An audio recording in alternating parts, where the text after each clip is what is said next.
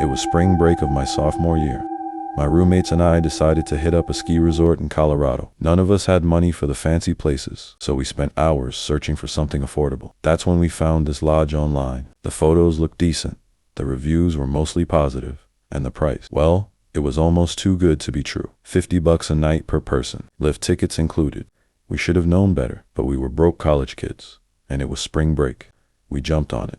The drive out there felt endless. We left campus on a Thursday afternoon. 4 of us crammed into my roommate's car with all our ski gear. By the time we rolled up to the lodge, it was almost midnight, and we were exhausted. The building was massive, 3 stories tall, looking like it hadn't been renovated since the 70s. There were only 3 other cars in the lot, which seemed odd for peak season. The owner met us at the door before we could even knock.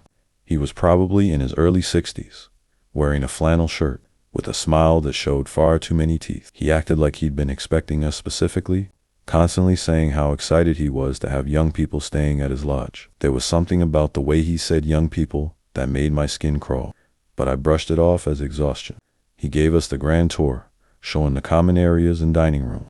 Before taking us upstairs to our rooms, we had booked 2 rooms on the 2nd floor, girls in one, guys in the other. That's when one of my roommates noticed something strange. The doors had normal locks on the inside, like any hotel room, but there were heavy-duty on the outside, the kind you'd use to lock someone in, not out.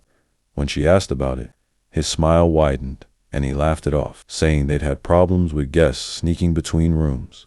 He claimed it was just a security measure. The explanation didn't make sense, but we were too tired to argue. We agreed to meet for breakfast the next morning and headed to our rooms. I collapsed immediately, not even unpacking. The next day, we hit the slopes early. The skiing was better than we expected for the price. We pushed ourselves on the harder runs, trying to make the most of it.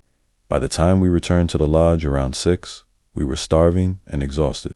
That's when things changed. There were more cars in the lot now, 7 or 8, but inside, the lodge was completely silent. No sounds from other rooms, no people in the common areas, nobody in the dining room. Only the owner sat in the lobby, reading a newspaper, smiling that same unsettling smile as soon as he saw us. We grabbed food from the kitchen and ate in our rooms, too tired to socialize. I fell asleep around 10, but something woke me at 2 a.m. There was a sound outside our door, like something sliding under it. My hands were shaking as I picked up a folded piece of paper. I unfolded it. The note was handwritten, messy, desperate. Don't let him lock you in. Check the basement. Get out now. No signature, no other information, just those words, and my blood ran cold. I woke my roommates immediately and showed them the note. One thought it was a prank, another wasn't so sure, and neither was I. We snuck across the hall to the girls' room and showed them the note. One wanted to leave immediately, pack up, and get out, but someone convinced us to at least check the basement first, see if this was real danger or just a sick joke. The basement door was in the kitchen, hidden behind a pantry shelf. We had to move boxes of supplies to reach it, which told us the owner didn't want anyone down there. The door was unlocked, though a good sign, or a very bad one. We crept down the stairs using our phone lights. The smell hit us first, damp and musty, mixed with something chemical, like cleaning supplies, combined with rotting organic matter. The basement wasn't a storage area or utility room. It was actual living space. There were mattresses on the floor, 8 or 9 arranged in rows. Chains were bolted to the walls. A mini fridge hummed quietly in the corner. Then we saw the board, a huge corkboard covering most of one wall, plastered with photographs, dozens of young people around our age. Some looked like vacation snapshots. Others were clearly taken without the subjects knowing, through windows while walking to cars. Candid moments no one should have been photographed. Below the photos were newspaper clippings, missing persons reports from the last 5 years, all from ski resort towns in Colorado. 12 people total, aged 19 to 25, all last seen at budget lodges in the area. I recognized one girl. She'd made the news 2 years ago, vanished without a trace during spring break. One of my friends discovered something worse, a filing cabinet in the corner filled with folders. Each folder contained a name, dates, and detailed notes, habits, schedules, when people left for the slopes and when they returned. Some folders contained photos of driver's licenses and credit cards.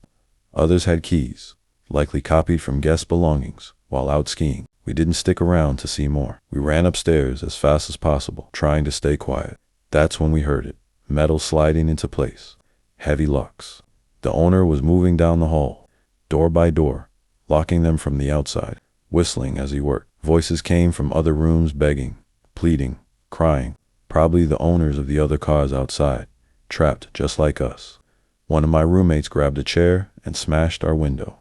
We were 2 stories up, but there was a lower roof section below us. We climbed out one by one, moving carefully over ice and snow. Then we jumped about 12 feet into a snowbank below. One of us landed wrong, injuring an ankle, but adrenaline kept everyone moving. We ran to the car, thankfully, the only one facing out and peeled out of the lot, fishtailing on ice without caring if he saw us leave.